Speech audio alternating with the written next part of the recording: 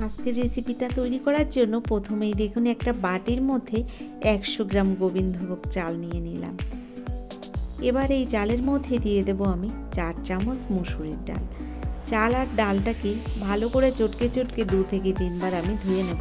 জলটাকে পরিষ্কার করে নিয়ে তার মধ্যে আমি 4টে শুকনো লঙ্কা দিয়ে ভিজিয়ে রাখবো 1 ঘন্টার জন্য।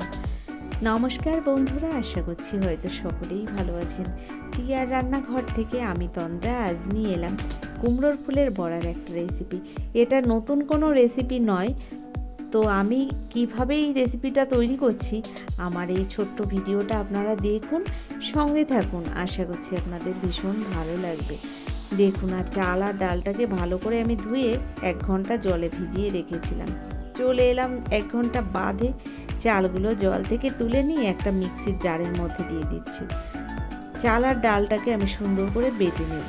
বন্ধুরা, কুমড়োর ফুলের বড়া আপনারা কম বেশি সকলেই প্রায় জানেন কি করে তৈরি করতে হয়, তবে আমি কি করে তৈরি করলাম সেটাই আপনাদের দেখাবো। আমার কুমড়োর ফুলের বড়া খেতে ভীষণ ভালো লাগে, তবে এখন তো বর্ষার সিজন, যেহেতু কুমড়োর ফুল বাজারে খুব একটা পাওয়া যায় না, তো বাজারে দেখা মাত্রই কিনে আনা হয়েছে। এই কুমড়োর ফুল কিন্তু আমাদের গ্রাম অঞ্চলে শীতের সময় মাঠে ঘাটে প্রচুর পরিমাণে দেখা যায়। তো এখন বর্ষার সিজনে এর কিন্তু দেখাই পাওয়া যায় না। ফুলগুলো বললাম খুব একটা ভালো নয়, তবে ওই না পাওয়া গেলেই যা হয়। দেখুন, আমি ফুলটাকে সুন্দর করে বোটা থেকে কেটে ছাড়িয়ে নিচ্ছি। ঠিক এরকম করে আমি বোটা থেকে ফুলগুলো কেটে পরিষ্কার করে দেখে নিচ্ছি। অনেক সময় ফুলের গায়ে ছোট ছোট পোকা থাকে, তো সেগুলো আমি ভালো করে পরিষ্কার করে দেখে নেব।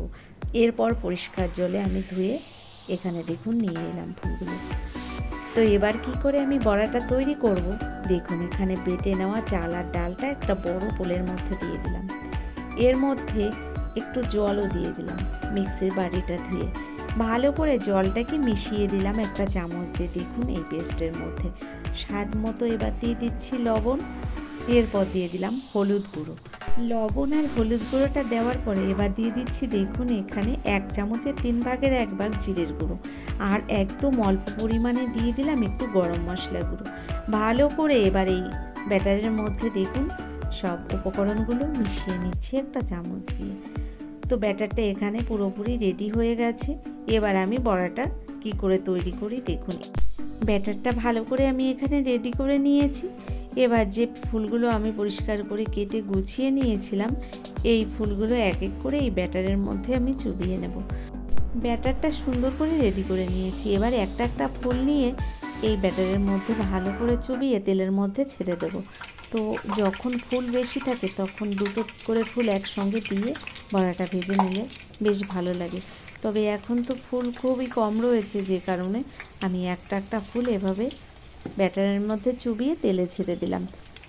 বন্ধুরা, আমরা সাধারণত চপ বা বড়া জাতীয় জিনিস বানাতে হলে বেসনের ব্যাটারে চুবিয়ে তেলে ভেজে নিই। তো সেক্ষেত্রে আপনারা যদি চালের গুঁড়ো থাকে ঘরে, সেটা দিয়ে বানিয়ে নিতে পারেন। আর যদি চালের গুঁড়ো না থাকে, আপনারা কিন্তু এভাবে চাল ভিজিয়ে বা সঙ্গে একটু ডাল দিয়ে ভিজিয়ে এরকম বড়া বানিয়ে নিতে পারেন। এটা যেমন মুচমুচে হয় খেতে, তেমন কিন্তু ভীষণ টেস্ট হয়। একবার হলেও এভাবে আপনারা বাড়িতে বানিয়ে দেখবেন। কুমড়োর ফুলের বড়া আপনাদের কার কার পছন্দ সেটাও আমাকে লিখে জানাবেন। আমার তো ভীষণ ভালো লাগে। গরম গরম ভাতের সঙ্গে যদি থাকে ডাল আর এরকম কুমড়োর ফুলের বড়া, তবে তো কোনো কথাই হবে না। দেখুন, কথা বলতে বলতে বড়াগুলো কিন্তু সুন্দর ভাজা হয়ে গেছে। এবার আমি এই বড়াগুলোকে নামিয়ে নিয়ে বাকি বড়াগুলো তেলের মধ্যে ভেজে নেব। বন্ধুরা, প্রথম ব্যাচের বড়াগুলো আমি ভেজে নামিয়ে নিয়েছি। ওই তেলের মধ্যে দেখুন বাকি বড়াগুলো এক এক করে দিয়ে দিচ্ছি, আর একইভাবে এই বড়াগুলোকেও ভেজে নেব। একদম সহজ একটা রেসিপি, আপনারা তো অনেকেই জানেন। কিভাবে আমি বানালাম সেটা আপনারা দেখে নিলেন। তো গ্যাসের ফ্লেমটাকে লো টু মিডিয়াম হিটে রেখে বড়াগুলোকে আমি লাল লাল করে ভেজে নামিয়ে নিয়েছি। দেখুন কত সহজ বলুন তো। দেখুন কত সুন্দর হয়েছে এই বড়াগুলো। তো বন্ধুরা, আমার আজকের রেসিপিটি আপনাদের কেমন লাগলো অবশ্যই সেটা আমাকে লিখে জানাবেন। যদি আমার এই ভিডিওটি আপনাদের ভালো লেগে থাকে, তাহলে ভিডিওটি দেখার পরে একটা লাইক দিয়ে দেবেন। আর যারা এখনও চ্যানেলটিকে সাবস্ক্রাইব করেননি, অবশ্যই আমার ভিডিওটি দেখার পরে আমার চ্যানেলটিকে সাবস্ক্রাইব করে আমার ভিডিওর পাশে থাকা বেল আইকনটি ক্লিক করে নোটিফিকেশানটা অল করে দেবেন। এছাড়া যারা আমার ভিডিওটি ফেসবুক থেকে দেখছেন অবশ্যই আমার পেজটাকে ফলো করবেন। আমার ভিডিওর ডেসক্রিপশান বক্সে আমার ফেসবুক লিঙ্কটা দেওয়া আছে, আপনারা চাইলে কিন্তু ওখান থেকে ঘুরে আসতে পারেন। তো বন্ধুরা, আজকের মতো এই পর্যন্তই। পরবর্তী ভিডিও নিয়ে হাজির হয়ে যাব। ততক্ষণের জন্য সকলে ভালো